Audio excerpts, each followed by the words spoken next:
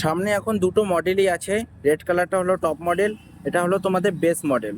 তো দুটোর মধ্যে তোমাদের যদি এক্সশোরুম প্রাইসের কথা বলো, এটার এক্সশোরুম প্রাইস 96,600 আর এটার এক্সশোরুম প্রাইস 87,800।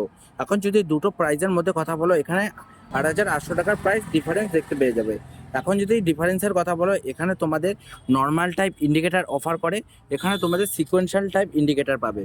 আর ফ্রন্টে তোমাদের এখানে ড্রাম ব্রেক অফার করে, ওখানে তোমাদের 220 mm প্যাডেল ডিস্ক, তার সাথে বাইব্রেক ক্যালিপার, আর ওখানে ডায়মন্ড কাট অ্যালয় অফার করে। এখানে তোমরা ডায়মন্ড কাট অ্যালয় এখানে তিনটা তফাৎ দেখতে পারবে।